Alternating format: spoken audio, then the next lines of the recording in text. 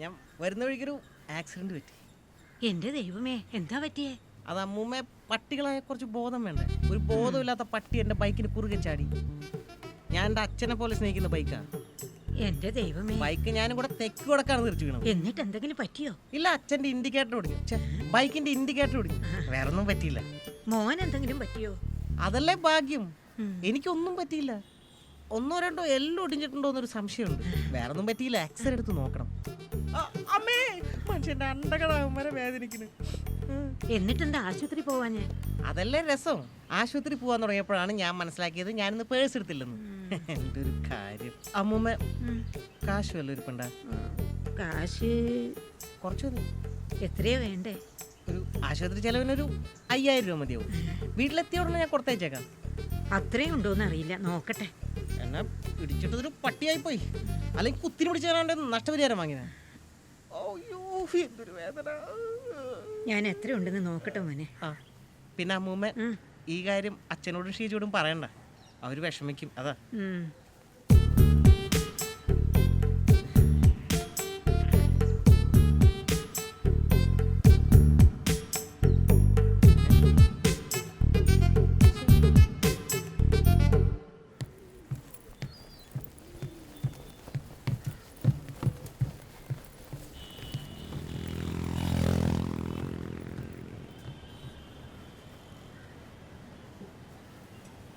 Two bulbs A and B marked as A 60 watt 220 volt and B 100 watt 220 volt are connected in parallel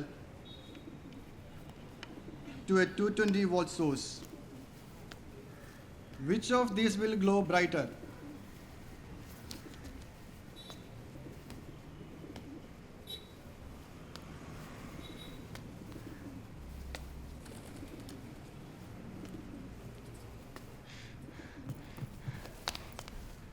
Sir?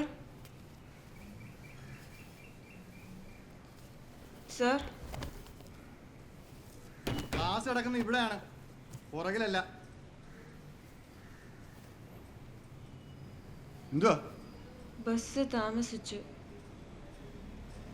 ബസ്സിന്റെ complaint വരേണ്ട സ്ഥലം ഇതല്ല. ഇത് പ്രകാശ് സാറിന്റെ physics class ആണ്.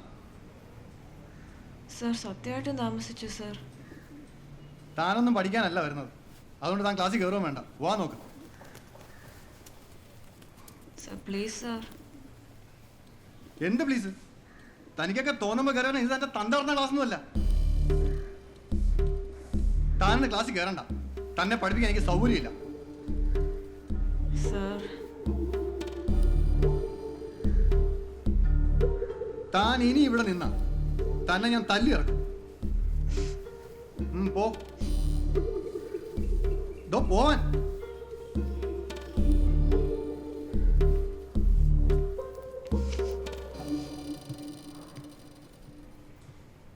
ചെയ്തു കഴിഞ്ഞോ?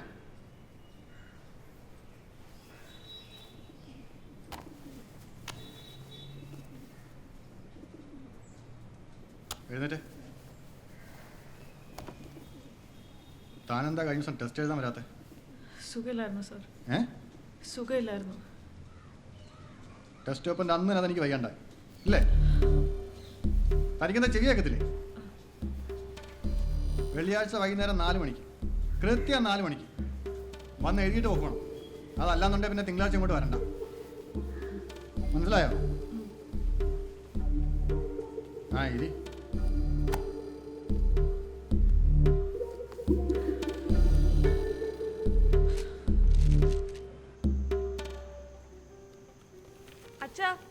ഇതൊന്ന് സൈൻ ചെയ്തേക്കണേ.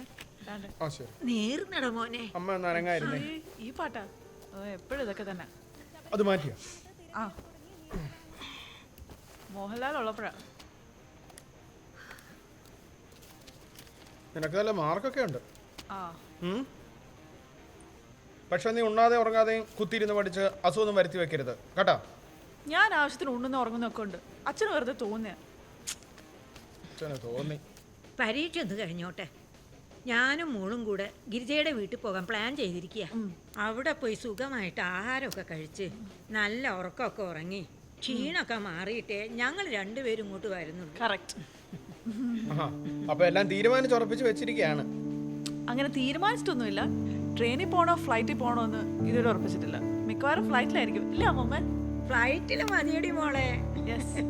അപ്പൊ അവിടം വരെ എത്തി കാര്യങ്ങൾ അല്ലേ? ഈ പാട്ടൊന്ന് മാറ്റി ആ പഴയ പാട്ടൊന്ന് വെച്ചടി. ഇല്ല മാറ്റില്ല. റിമോട്ട് എങ്ങത്താ? മോളെ എന്നെ സൂപ്പറാ നോക്കിയാച്ചാ. ഓ ഇതെങ്ങനെയാ കണ്ടോണ്ടിരിക്കുന്നത്? എന്തൊരു ഇടിയല്ലേ. എന്തോന്നാ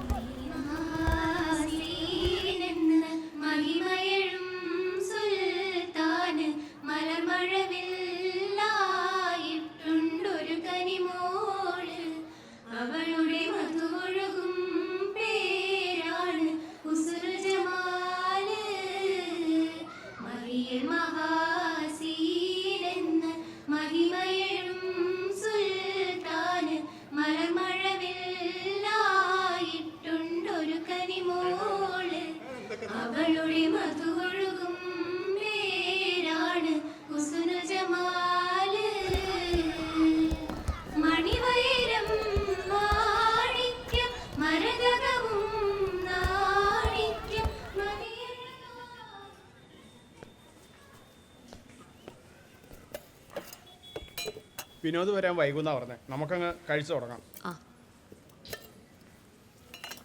സിസ്റ്ററെ ഇതെന്താ ഡയറ്റാണോ അതോ സമയം കിട്ടിയില്ലേ? സമയം കിട്ടിയില്ല എന്നുള്ളതാണ് വാസ്തവം. പിന്നെ ചപ്പാത്തി ആരോഗ്യത്തിന് നല്ലതല്ലേ? അത് ശരിയാ. എന്നാലേ സിസ്റ്റർ ഇതങ്ങ് കഴിച്ചോ. കഴിച്ചോ? നമുക്ക് ഷെയർ ചെയ്യാം. മൊത്തം കഴിച്ചോ. ഇന്നത്തെ എങ്ങനെയുണ്ടെന്നൊന്ന് പറ. ഇതിപ്പോ ഒത്തിരി ഉണ്ടല്ലോ. എല്ലാം കഴിച്ചോ.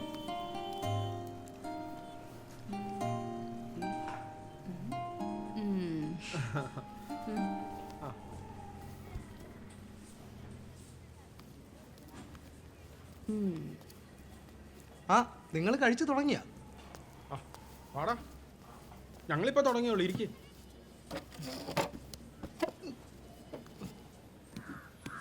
ഒന്നും പറയണ്ട ആശാനെ, രാവിലെ തൊട്ട് നിലത്ത് ഇരിക്കാൻ സമയം കിട്ടിയിട്ടില്ല. ഒന്ന് കഴിക്കാന്ന് പറഞ്ഞ് ഇറങ്ങാന്ന് വിചാരിച്ചപ്പോഴത്തേക്ക് ആ 14 പേഷ്യന്റിനെ ഇനിമ കൊടുക്കണം. ഞാൻ വൃത്തിയേടാക്കിയത് മൊത്തം വൃത്തിയാക്കി. സിസ്റ്റർ കഴിച്ചോ? അതൊന്നും മൈൻഡ് ആക്കണ്ട. ഇതെന്തൊരു ചപ്പാത്തി? എനിക്ക് വണ്ണം കൂടുന്നുണ്ടോ എന്നൊരു സംശയം. സംശയമല്ല, കൂടുന്നുണ്ട്. അപ്പോൾ ആഹാരമൊക്കെ ഒന്ന് കുറച്ച് ഇറച്ചി മീനൊക്കെ ഒന്ന് പരമാവധി ഒഴിവാക്കി പച്ചക്കറിയിലേക്ക് പോകാനാണ് തീരുമാനം. പച്ചക്കറി മാത്രം ആക്കിയിട്ട് കാര്യമൊന്നുമില്ല. പിന്നെ അങ്ങനെയാണെങ്കിൽ ഈ എരുമ, പശു, ആന അതൊക്കെ പക്കാ വെയിറ്റ് എറിയുന്നു. എന്നിട്ട് അത് മെലിഞ്ഞിട്ടാണ് ഇരിക്കുന്നത്. എടാ ആഹാരം കുറച്ചുകൊണ്ട് മാത്രം കാര്യമില്ല. വല്ലപ്പോഴും 2 റൗണ്ട് ഓടുവോ കുറെ അരമണിക്കൂർ നീന്തുവോ ഒക്കെ ചെയ്യണം. അപ്പോൾ നെയ്യും കൊഴുപ്പൊക്കെ മാറി നല്ല മമ്മൂട്ടിയെ പോലെ സുന്ദരനാവും. ഇതൊക്കെ ചുമ്മാ പറയണ ആശാന്. അങ്ങനെയാണെങ്കിൽ ഈ തിമിംഗല കടലിൽ കിടക്കണത് അതെപ്പോഴും നീന്തിക്കൊണ്ടിരിക്കുകയല്ലേ. എന്നിട്ട് അത് മെലിഞ്ഞിട്ടാണ്. അത് ഈ തിമിംഗലം മെലിഞ്ഞാണ് നെത്തോലിയായിട്ട് മാറുന്നത്. ചുമ്മാ ചുമ്മാ എനിക്കറിയാം എന്നെ പറ്റിക്കാൻ പറയണമെന്ന്.